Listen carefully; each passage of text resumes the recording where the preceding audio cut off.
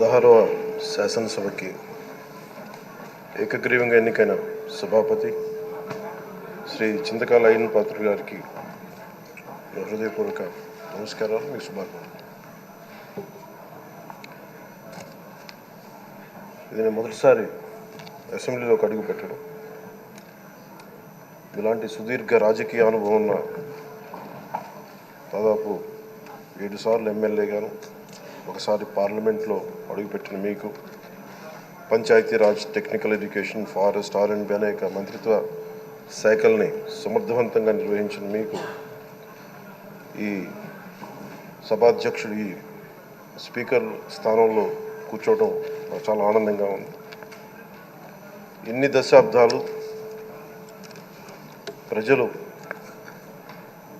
రాజకీయ జీవనంలో, ఎన్ని దశాబ్దాలు ప్రజలు మీ వాడి వేడి చూశారు. మీకు కోపం వస్తే ఋషికొండను చెక్కినట్టు ప్రత్యర్థులకి పదునైన ఉత్తరాంధ్ర యాసలో గుండు కొట్టేస్తాను. ఒకటే బాధేస్తా ఉంది సార్, ఇకపైన మీకు తిట్టే అవకాశం లేకపోవడం.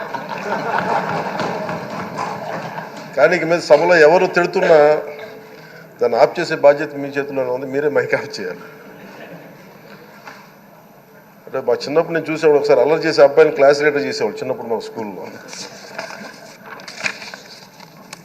కానీ ఇన్నాళ్ళు ప్రజలు మీ వాడి వేడి పలుకులు, మీ ఘాటైన వాగ్దాటి చూశారు. ఈ రోజు నుంచి రాష్ట్ర ప్రజలు మీ హుందాతనం చూస్తారు. డిబేట్స్ వెనకాల దాక్కుని సంస్కారహీనమైన భాషల్ని, భావాల్ని రకరకాల మాధ్యాల్లో విరజిమ్ముతూ ఉంటారు. దాని నియంత్రణ మీ ఆధ్వర్యంలో ఇక్కడి నుంచే మొదలవ్వాలి. ఇందాక సభానాయకులు, గౌరవ ముఖ్యమంత్రి శ్రీ చంద్రబాబు నాయుడు గారు చెప్తారు, ఆడబిడ్డలు ఏ విధంగా నలిగిపోయారు ఈ రాష్ట్రంలో గత 5 సంవత్సరాల్లో. చిన్న లేదు, పెద్ద లేదు, ఎవరని లేదు. ఎవరన్నా సరే ఒక మాట మాట్లాడితే వాళ్ళు వ్యక్తిగతంగా దూషణ, సోషల్ మీడియాలో వాళ్ళని క్యారెక్టర్ అసాసినేట్ చేయటం, వాళ్ళు పెద్ద నాయకులు కావచ్చు, కార్యకర్తలు కావచ్చు, లేదా వాళ్ళకి ఎదురు తిరిగి ఒక ఒపీనియన్ చెప్పి ఎవరైనా సగటు మనిషి కూడా కావచ్చు, అది ఇక్కడితో ఈ రోజు నుంచి ఆగిపోవాలి అధ్యక్ష. అది మీ ఆధ్వర్యంలోనే మొదలవ్వాలి. గత ప్రభుత్వం తాలూకు సభ జరిగిన విధానం చూస్తే ఈ వ్యక్తిగత దూషణ ఇవన్నీ చాలా ఇబ్బంది పెట్టే ప్రజలు. ఈ రోజున వాళ్ళకి 11 సీట్లకు పరిమితం అయ్యారు, ఈరోజు లేరు, ధైర్యం లేదు వాళ్ళకి. విజయాన్ని తీసుకోగలిగారు కానీ ఓటమి కూడా ధైర్యంగా కూర్చుకునే వాళ్ళకి స్థాయి లేదు, వాళ్ళకి పారిపోయారు ఇక్కడి నుంచి. భావంలో ఉండే తీవ్రత భాషలో ఉండాల్సిన అవసరం లేదు. భాష మనుషుల్ని కలపడానికి కానీ విడగొట్టడానికి కాదు. భాష విద్వేషం రేపడానికి కాదు, పరిష్కరించడానికి. ఎంత జటిలమైన సమస్య అయినా, భయంకర సమస్య అయినా చర్చల ద్వారా పరిష్కరించుకోవడానికి కానీ వివాదం సృష్టించడానికి కాదు. ఈ సభ ఉన్నది అందుకు. కానీ మనం చూసింది వాళ్ళ దగ్గర నుంచి బూతులతోటి, వ్యక్తిగత దోషులతోటి రాష్ట్ర పురోభివృద్ధిని ఆపేశారు.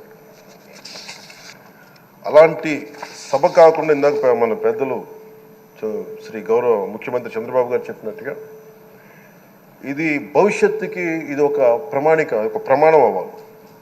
2047 వరకు ఇంత అద్భుతమైన స్థానంలో మనకి ఆంధ్రప్రదేశ్ తెలుగు జాతి ఉన్నత స్థాయికి వెళ్ళాలంటే ఈరోజు మనం వేసే ప్రతి అడుగు అది భవిష్యత్ తరాలకు ఒక నిర్దేశక, ఒక టచ్ స్టోన్గా ఉండిపోవాలి, గిట్ రాయిగా ఉండిపోవాలి.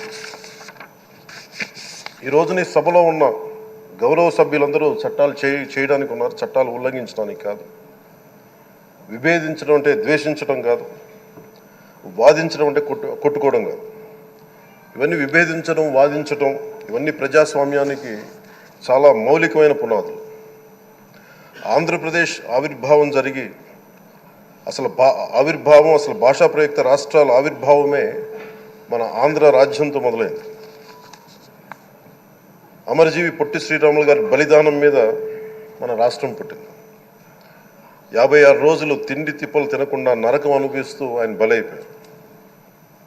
ఆయన మరణానికి చేరువవుతూ ఆమరణ నిరాహార దీక్ష చేసిన ప్రతిరోజు మనకి దాదాపు ఈ సుదీర్ఘమైన 6 దశాబ్దాల కాలం, 1.5 సంవత్సర కాలం అంటే ఆయన ప్రతిరోజు చావుకి చేరువవుతూ భోజనం లేకుండా ఆయన గడిపిన ప్రతిరోజు మనకి 1.5 సంవత్సర కాలం. అలాంటి నేపథ్యంలో అలాంటి మహోన్నతుడు శ్రీ పొట్టి శ్రీరాములు గారి త్యాగాన్ని కనుక మనం ఈ సభలో ప్రజా సంక్షేమం కోసం మాత్రమే చర్చలు జరగాలి, వాదోపవాదాలు హద్దులు దాటకుండా ఉండాలి, వ్యక్తిగత దూషణకి తావివ్వకుండా ఉండాలి. అలా కాకుండా గత ప్రభుత్వంలాగే ఈ సభని తిట్లకి, బూతులకి, కొట్లాటకి వాడితే ప్రతి నిమిషం పొట్టి శ్రీరాములు గారి బలిదానాన్ని అవమానం చేసినట్టే. ఒక గొప్పవాడు, ఒక మహానుభావుడు బతికినప్పుడు మాత్రమే కాదు, చనిపోయిన తర్వాత కూడా కొన్ని తరాలు ఉపయోగపడతాయి.